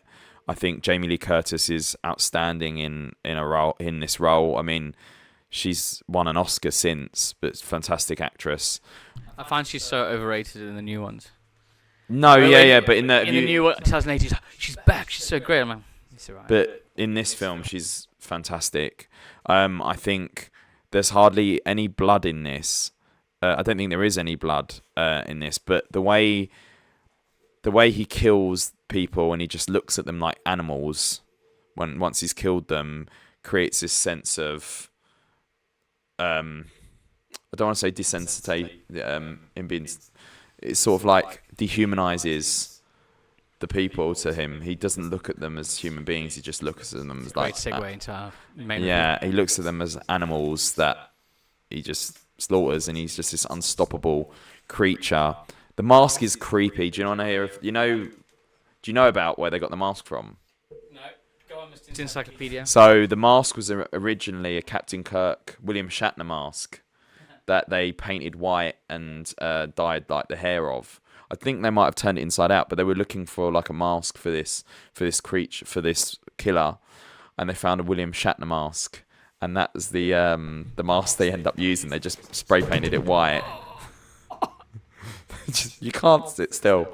Literally can't. They painted it white, and I think it's such a simplistic but scary design for a character. So this is another film I watched when I was very young, which I probably should have watched. So I think these are why a lot of these films are in the top 5 for me, because they scared me a lot as a kid, and I think they've held on to that feeling. Because for a lot of movies now, I think also where this was filmed in this was 78. This movie, a lot of those films, there's just an added level of creepiness to them because I don't know, like I said, the way they're shot or the era they were shot in. There's just an extra level of creepiness that films these days just don't have, and I don't know whether it's the CGI or anything. I just love films with practical effects. So you can go back to earlier when we were talking, but fantastic film. Yeah. I think, and seeing as it's Halloween in 2 days, fitting that we finished with Halloween as the number one. What do we think of each other's top 5 then? I think we've got quite diverse. I find it quite interesting that we didn't have any crossovers in our top 5. I'm not surprised. And I think it's important to do that because film's all about subjective viewpoints, and I think we have different tastes in films. But I think it's very clear that all films that we've looked at today are really high quality horror films. Yeah, it's great. So that was our top 5. I hope you enjoyed it.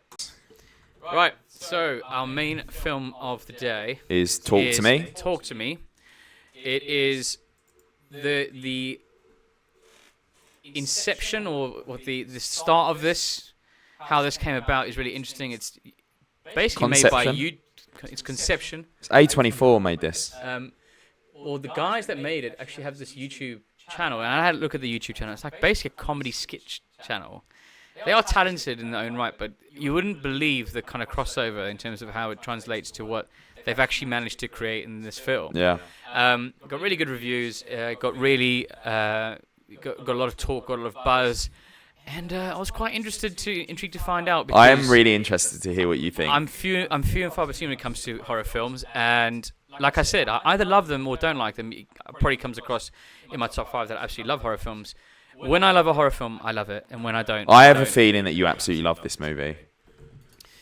Yeah. So let's go and do that. Sorry, I'm trying to do. So I really enjoyed it. I think it's one of those typical things where the Please. It's my mum's Remembrance Day. I think I had maybe too high expectations of it.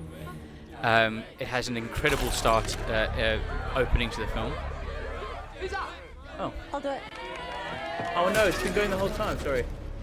I don't know how loud it's been, but anyway, it has an incredible opening where the guy's walking through the party. I think, and I'm like, wow, there's some real good archery in it. There's a real good shock there. I think that character there,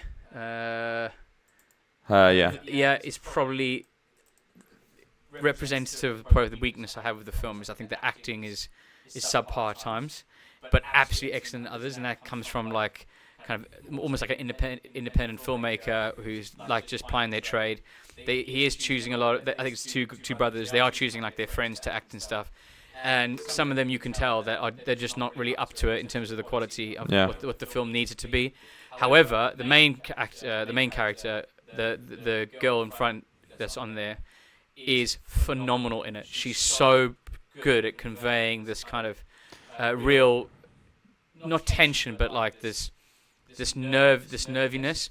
I think there's a lot of analogies there towards like consumption of social media. Well, I think that because the blokes are YouTubers themselves, I think it goes into how much. I'm concentrating so much on this on the trailer. How far do you go to get the content you want? I think there's something there. Well, I have to say, I think this shows my age. And the desensitized that you're talking about desensitizing, how much how desensitized these people are towards getting something that can entertain them. Well, this links to just a video I saw on Barstool Sports today where Dave Portnoy, El Presidente, said there's a viral video of like this TikToker whose security guard punched someone in the face. Yes. Did you see this? Yesterday. Yeah. And he was saying basically like, if I was a content creator now, I don't know what I'd be doing, because like all that content creators seem to be doing now is wanting to upset or agitate or aggravate people, and they don't really care. They don't have a moral compass about what's appropriate. Like that guy posted like he was pleased with the fact that his security guard punched a guy, sucker punched this guy, and you could see the other people were distressed, and he was like, he doesn't even care, this guy could have probably died from that punch, because it can happen, but he's happily posting it online. And I have to say, Jason, like, part of this is showing my age, but I didn't like any of the characters. Yeah. I didn't like the characters. Maybe I think she was fantastic in the role, but I was actually happy. I know that sounds really bad, like when she got a comeuppance in the end, because even though she's the protagonist, I didn't like her, and I think I didn't like the characters because. Let me just finish my piece, because this was one thing that stuck with me. Is like I completely agree with what you're saying with the social media stuff, and I was like, I don't like, and maybe this is my age. Maybe this is my age now, but I didn't like any of them. I thought they were all, and I think it's not necessarily the actors, and it's probably just me sounding like an old man now, and being, out of that, or, and it's always like the older generation complaining about the younger generation. But I found her like really quite a selfish, annoying person, and I wanted her to get a comeuppance after she like disobeyed the sister of the brother got so much stick because she was trying to do the right thing, and then the main character let the boy go in, use the hand. And after that I was like, I hope something bad happens to you. Do you not think that's the point though? No, I agree. I think it's like it is, and I find there was something in there that the person who's affected the most is the youngest. It's kind of like, I feel like how about our generation is like these YouTubers who are arseholes. Like Jack Doherty's the person I'm talking about. The guy he looks like he's about 12. He's the most arrogant human being on planet Earth. He lives with like 4 OnlyFans, like homeless people. Like I only know about him is because there was some guy called FouseyTube who like walked into his house and started him, and it's trash television. It's kind of like our version of watching Geordie Shore, and that's what these people are creating. And I think actually we grew up with it to some extent with Big Brother and stuff like that, but there is now absolutely no censorship. YouTube is like the Wild West of you can put anything on there. And I think what I took from this film is that it makes everyone terrible people. Like you even look at the kids, right? We are fighting a war at school against these kids trying to become like these YouTubers. They almost become like... That's their priorities, but also what you're saying is, we had Big Brother and stuff like that, but they were after the watershed. None of that was shown until after 9 o'clock when children should be in bed. So the only children that were watching it where you might see something on the weekend, or children who didn't have parents like ours that would make sure that we had a set structure and so on. And also society judged these people. And the media, if someone did something wrong in Big Brother, the media would like be in the newspaper. It would be like, this is not how you act. This is not appropriate. Whereas with YouTube, it's like you can watch it any time. You can watch it any time. Children who have got access to phones could watch it, at any point, regardless of age. Do you think if parents really knew what their children... Do you think if parents watched one Sidemen video, they'd be like, this is appropriate? No. It's amazing, right? I think it's the C word thrown in there. Jason, like, it's absolutely a version of neglect, really, when you think about it, because, I think neither of us are parents, so we can't really say we are teachers, but we're not parents, and we don't know. I think for some parents, how difficult it is. And I think children do use tablets and YouTube to keep their children entertained, but there is a level that you need to have some parental guidance with what they're watching, because I think KSI, Logan Paul, and all those sort of people have become these celebrities, and you almost just have to. You have to. For these children, that's who they aspire to be. For them being upstanding, honourable people, like Logan Paul, right? Don't get me wrong. He's a terrible human being. Don't get me wrong. Like with YouTube, there are like I watch VFX artists react. YouTube. We're not going to bash YouTube because we're on it. No, but it's a spectrum. But there just needs to be some censorship in there. But this is what this film, I think, reflects so well. It reflects how society is so keen to go and find the next thing. Like I'm seeing people dying on Twitter from the Israel Hamas thing. Like if I'm seeing it so easily, kids are seeing that so easily. And so I think this film, okay, we're going straight into the theme. Yeah. I do love a good theme, but I think it talks a lot about desensitization. I think it talks a lot about it talks a lot about, like you're talking about the main character. I had sympathy for the character because the desensitization. I didn't know. The desensitization. Yeah. And the willingness to appease friends and to be cool and to be seen completely overrode the fact that she needed support with her grief, and the fact that her grief was taking over at this point with regards to her mum dying, and no one was really caring for her. No one was really supporting her. Everyone was like too busy getting on with their own thing, and it's like, it reminded me of like remember Requiem for a Dream, and it talks about like how the drug this like kind of represents like consumption of social media is like a disease drug, which it just takes you down rabbit holes. Like those two people that had the hand represent people who are they're just bad peers, right? Who introduce you like a drug to these concepts and to these there's that whole scene in it where they're just all constantly using the hand, as a laugh, and they're all laughing and so on. And I think this is an absolutely fantastic idea for a film. I think the whole idea of, I mean, it's a new take on something that we've seen before, obviously with seances and things like that, talking to ghosts. I think those scenes are done really well. Yeah. Like when they get, or when you can't see the ghost and they're doing it. The girls, they're filming it, and it's just based on their acting. They're like, oh wow, I thought that was fantastic. I listen, from a filmmaking point of view, I think it's A24, and I think. But it's not A24. It's these brothers. They've done a really good job. Yeah, but they're the production. Another company, I know, but it's an A24. Really good at giving. That's why Ari Aster became so popular, is because A24 is not like Marvel or stuff where it says you have to work within these parameters. They give a lot of freedoms, and it's amazing how they've given these two blokes where one of their videos, man. I'll show you one of the videos. One of the videos is them being like the Avengers and fighting DC characters, and it's just them like beating each other up and them using like really cheap effects to do it. But you can kind of see some talent in there. It's Australian. They're Australian, aren't they? They're Australian, yeah. But I agree. The characters aren't very likable. But I think it's on purpose. I think it's kind of like. But the thing is, it can be almost sacrificed. Jay, I don't think it's necessarily like. I think it's showing my age. I think this is what people are sort of like now. Do you think the generation above us watch Superbad and goes, I don't like those characters? Possibly. Yeah. So maybe we can't really. And this is what I mean. Like I can't take this into account. I'm just saying personally for me. I mean, if this is what reflects society, like early, late teens, early 20s now, I just feel so far removed from that. My favourite scene is the first scene, and the reason why it's my favourite scene is because everyone's taken it does that exact thing that you said, where the first thing that someone does when someone looks like they're in real need is to take a video, and I think it completely told me what the film was going to be reflecting on, really.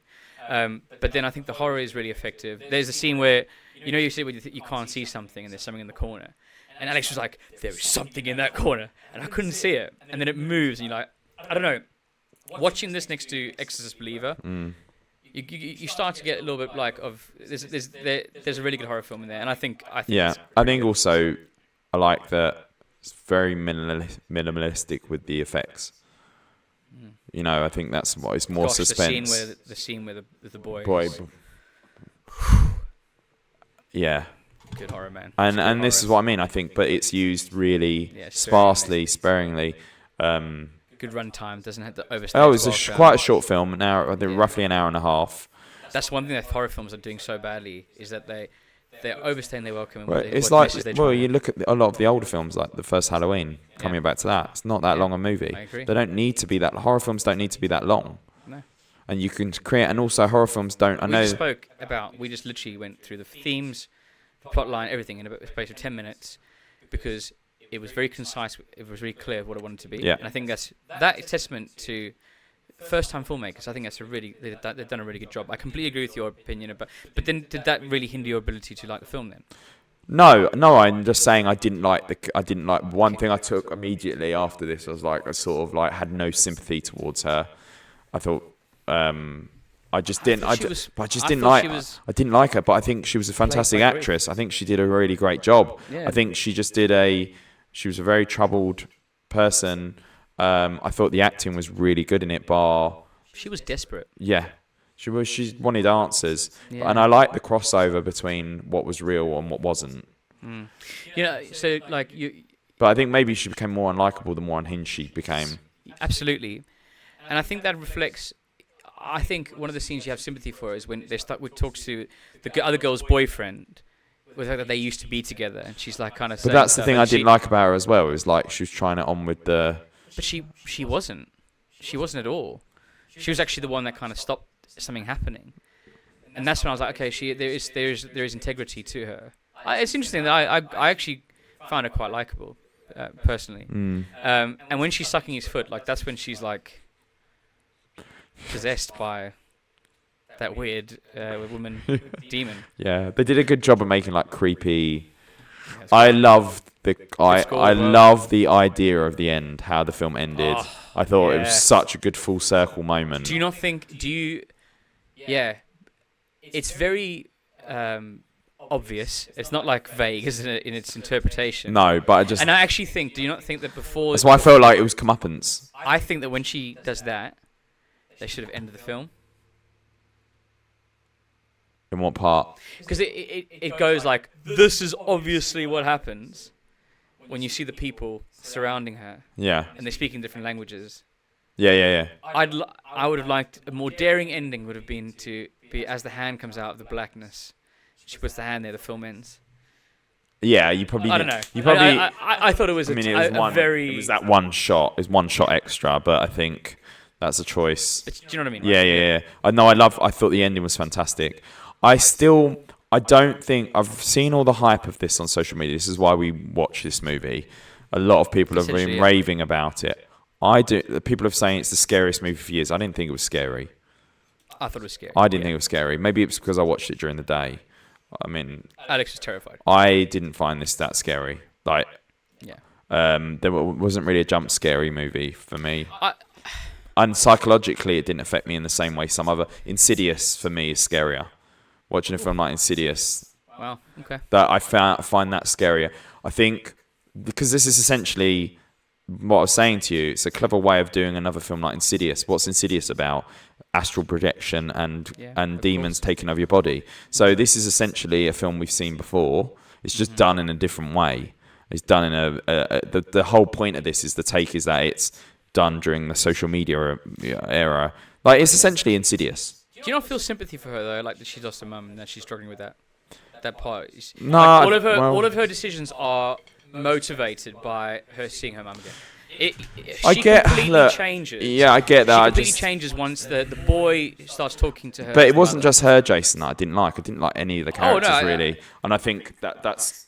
The two people that hold the arm, that have the arm, are really unlikable. Yes. I'd say the boyfriend and the girlfriend, the poor girl that has the brother. I think she's a very sympathetic character. I like her. I like her character, and I think there's clearly stuff going on with the younger boy. But I just found I didn't really like the characters, and it's not necessarily them. I think it's where you are in your life. No. It's just like YouTubers aren't very likable people. They're all very like me, showy. But I think very selfish. I think that's it's what everything. society is now. Well, unfortunately, it's like everything. Society. Look, we watched that Tommy Fury boxing fight with KSI. That's all for show. Yeah. You know, whether it's a fix or not. You look at that. We watched that rugby match, and then we watched the New Zealand Ireland rugby match, which is these like real men, like professionals, human beings that are like absolutely push themselves to the top and have respect for each other. At the end, though, humility and honor, and then you go and watch. That You go and watch this boxing fight people where making these millions people are and making millions of pounds for 6 minutes, walking around, I agree. milking it, and then afterwards swearing and shouting at each other and being gracious, not gracious in defeat or gracious in victory. And I think this is what I found.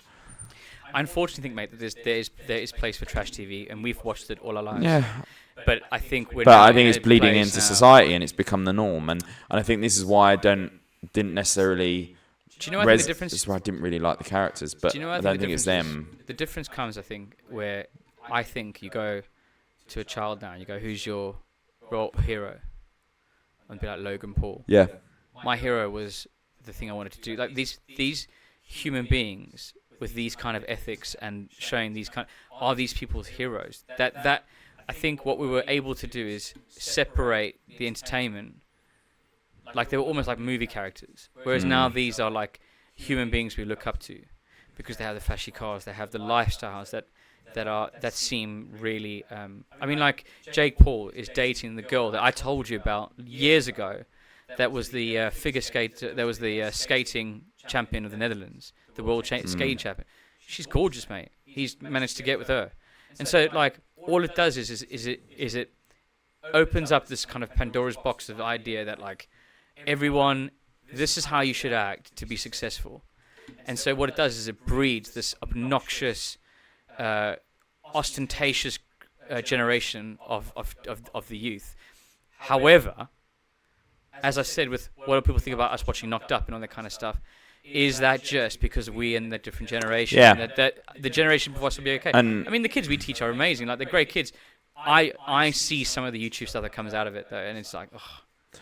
And this is the thing, I do think I'm not necessarily at the actors themselves. I just think it's the characters that I had a problem with, and I think it's a reflection on today's society, and that's where I didn't particularly like them, and I was a bit more like, I actually want to see stuff happen to them, like in a horrible way. Like normally you're rooting for the characters to like survive, and I was very much. Midsummer characters are very similar. Yeah, no, but the same thing. Like Midsummer, I was like, actually, hope these blokes get their comeuppance, and it's the same with this. Like, I didn't, and that's where. But in Scream, wouldn't you say like the frat guys like are annoying and arrogant? But she's not. The protagonist is Sydney. Yeah. You know, you're not the person that you're like rooting for is Sydney. But I think that's where we. And essentially, that's the generation before us. You know, and I like those characters. I don't think she was unsympathetic. I think that's where we maybe disagree. It's like in the same way. I think Florence Pugh's character was very all over the show. But I just didn't think for me. I don't think it deserves the rating of it's the scariest movie out in years. I've definitely seen scary films. I think stuff like Insidious is a lot scarier. Like I think that was a lot creepier. And it's essentially a similar film to that. The whole point of the demons fighting over the body, and so I think Insidious 2 did a really good job of that. So, what are you going to give out of 5 then? To finish this I want to hear yours first.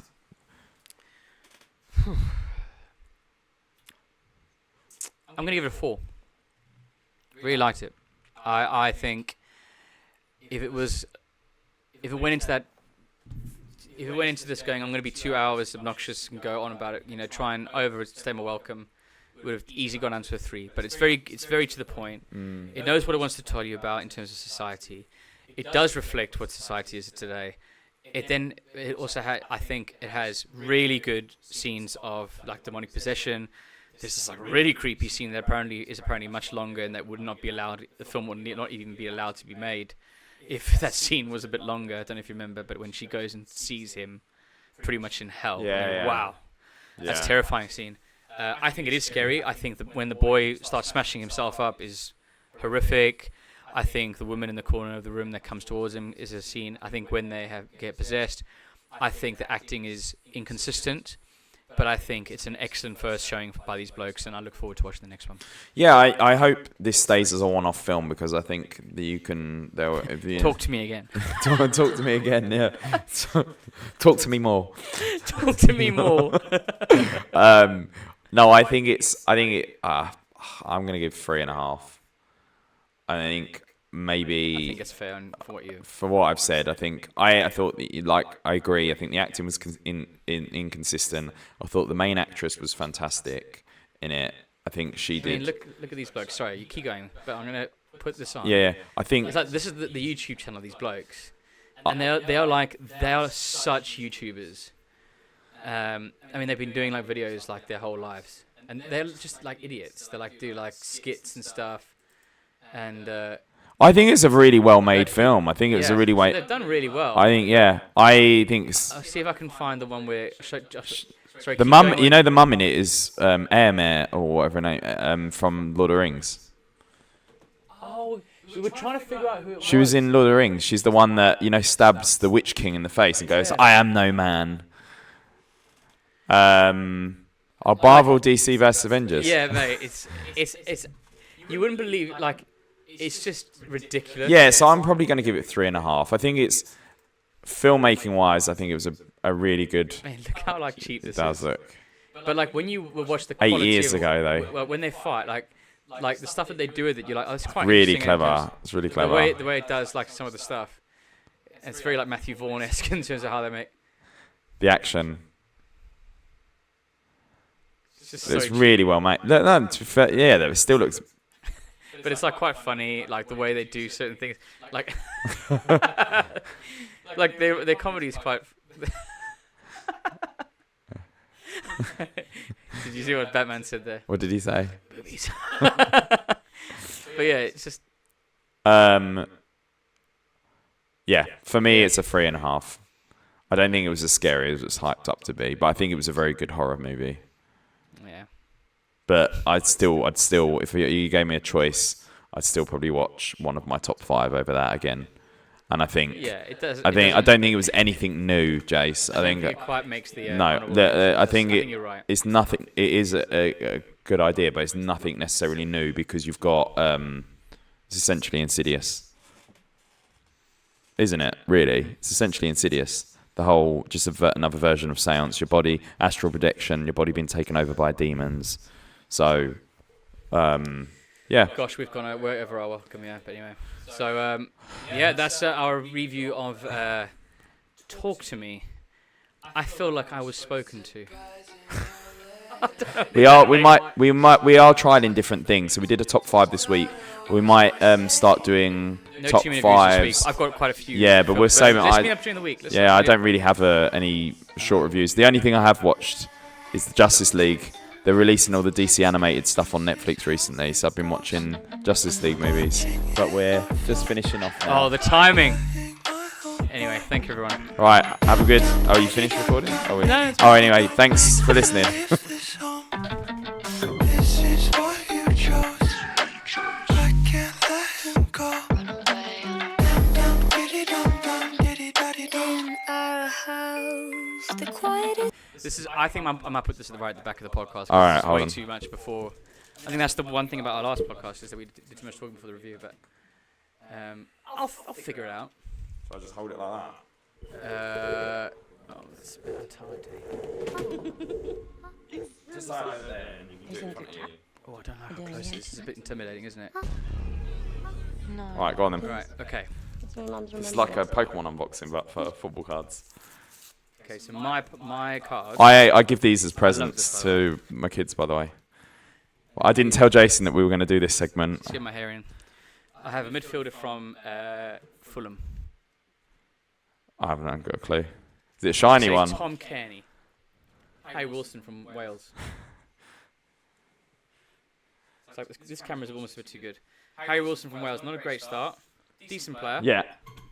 Huh? Yeah. Defender from Palace. Oh, Gay. Hopefully. Go on. I don't know. Anderson. Joaquin Anderson. It's Gay. Good player. He did a really good job on I'm just hoping you get a shiny Arsenal player. Okay. He's a very good player, by the way.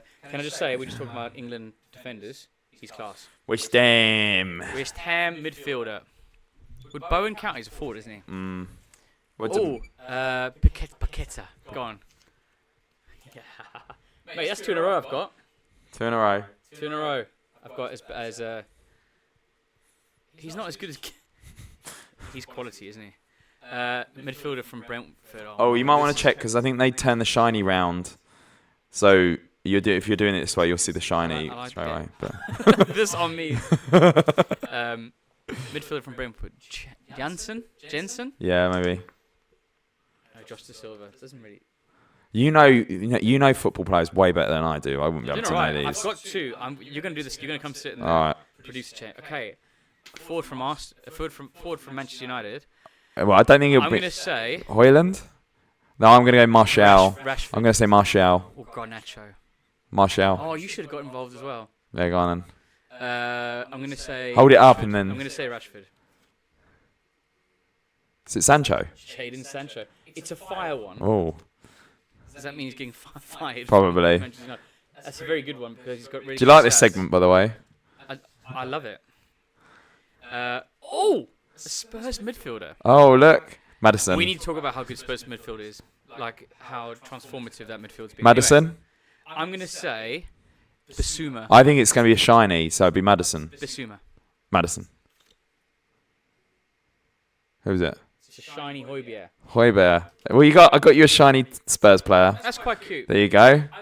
You're gonna start collecting these now, aren't you? Højbjerg is a bit, bless him, limited, but he's been brilliant since he's come on. Look at that. Oh, look how shiny that is. It's lovely, isn't It's it? very pretty. Love Højbjerg. All right, let's your go. turn. All right, let's swap places. Let's go. You can get her. I'm going to have to like... There you get a close up of the tash. What do you Okay, think of the tash? right. It's looking very ginger in this photo. Sorry? This video. It's looking very. How does it feel being on my camera? What do you think of the moustache? It looks great, mate. It's very ginger. But you need to shave everything else up. So do you want any of mine? Do you want my Sancho? No, not really. Nah. I'll take them. I can give them. Okay, so you got to say what it is. Okay, so we have a Newcastle defender. Dunk. I'm going to say Dunk doesn't play for Newcastle. Oh, sorry, that's Brighton. You're thinking Newcastle. Dan Burn. Lascelles. No, he hasn't been in the team for ages. I was thinking about Dan Burn. That's what I was thinking Oh, about. Trippier. I'm going to say Trippier. Livramento. Right, ready? Who is it? Kieran Trippier. Oh, so one for me. 1-0 to you, mate. Right, we've got a Brentford forward. I'm going to say Tony. I don't know any others. He's caused us trouble every game. Oh, who's the guy with the beard? He's Mbeumo. balding. Mbeumo. He hardly plays. I don't know who that is. No, isn't he? Right, Maybe he's we've a new got signing. a Villa midfielder. Yeah. I'm going to go with what's his name? The Scottish gun. McGinn. McGinn. I'm going to go McGinn. Who's the Belgian player? That came from Leicester. Who's the Belgian player that came from Leicester? Anyway, sorry. Aston Villa. Why have I literally gone? What about David? No, it was Luiz. Oh, what's the guy? Oh, yeah. Oh, Is it David? It's not David Luiz. it's not David Luiz. It's Davison. No. just go. I've lost it. All right. Douglas Luiz. Douglas Luiz. Is that size? Yeah, no, Luiz. no, you haven't got it. You didn't get the thing. I said Douglas Luiz. You didn't get it though. I know, but You're still 1-0 in your round. Right. Oh, no one. Oh no, mine is poor. Hey, Right, midfielder Palace. I'm gonna go with the guy. Gosh. I don't remember remember his name. any of the Koulibaly. What's the? Oh, I can't remember the name. If he's still playing for them. You're going Koulibaly. Doesn't he play? Wasn't he the one who played for Chelsea? Yeah, but he moved, didn't he? No. He was at West Ham. Right. Ready? Yeah. No, not Koulibaly. Oh, what's his? I'm gone. We literally watched the Jeffrey Schlupp. Underrated player. All right. He's a forward, isn't he? My pack is pretty poor. Yeah. compared to Mine's nice. I've got. Right. This is bonus. Yeah. Oh, Luton Town, but it's just the team. Put that down. Waste of space. Right. We've got two more. Mhm. No. I've got an Arsenal player. Okay. An Arsenal defender. All right, Fulham midfielder. I'm going to go for the American guy. What's the American guy's name? We've just spent Tim Ream? Tim Reams is a defender. Is he a defender? I Yeah, thought he was he's midfielder. centre-back. Oh, I haven't got a clue then. I'm gonna go Kearney again. Kearney. Yeah. Oh, he's amazing. Who's that? Paulinho. Oh, he scored a wonder goal last He's season. fantastic. Alright. He nearly went to City, didn't he? Is it City that he nearly went to? Midfielder Yeah. for Everton. Um, I've seen it, so I'm not going to guess. Give you a clue. Begins with a G. Dwight McNeil. Oh, G. Yeah, G. Ghana. Yeah. Ghana guy. He Did you say him earlier? He left and then came back, didn't he? He went to PSG, didn't he? Right, Arsenal defender. Ben White. I'm going to go. Zinchenko. Okay. Ben White. Zinchenko. Oh, you saw that. Well, no, I didn't realise till afterwards. It says their position on the back of the card. Oh. So it said left back. Anyway, so shall I wait here and Yeah, because you need to. I can't see. Is that right? oh, so we both got a player of our team. I think that's a better looking card than that one. Ice. What's the rating on yours? Mine has got a rating of mine. Yeah, but where does it say the rating? Oh, 263. I think that's the best card of the lot. Anyway, did you